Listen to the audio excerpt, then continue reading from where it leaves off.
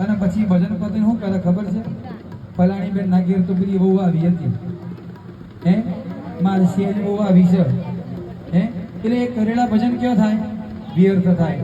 પછી કે ભગવાન મારા પગ મટાડતો સારું. હવે ભગવાન તો હમણાં નવરો હાથ પગ મટાડવા નીચા હે, એને બીજા કોમ સગ હે. એટલે આયુષ્ય આરોગ્ય નિરોગી માગવાનું પણ કેવી રીતે? તો ભક્તિના માધ્યમથી. તમે આજે પણ પેપરમાં અને મોબાઈલમાં કિસ્સા જોતા હશો. હમણાં જ એક મહિના પહેલા મોબાઈલમાં એક કિસ્સો હતો કે અમેરિકાની મહિલાએ ગૌચરણના માધ્યમથી કેન્સરનો રોગ દૂર કર્યો.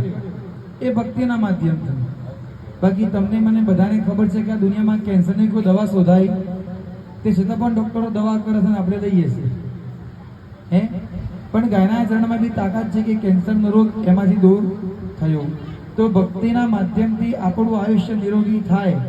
રમેશભાઈ ગમે ત્યારે બજારમાં મળે તો આવીને આવી સ્માઇલ મોઢા પર તો ખબર પડે કે રમેશભાઈ મજામાં જ છે, હે બરોબર. પણ થોડુંક લથડાય તો ખબર પડે કે રમેશભાઈ શું થયું? ઘેર વાવાઝોડું આવી શકે, બોડીમાં વાવાઝોડું આવી છે, હે. એટલે પરમાત્માને પ્રાર્થના એવી કરે કે જીવીએ ત્યાં સુધી કેવું જીવીએ?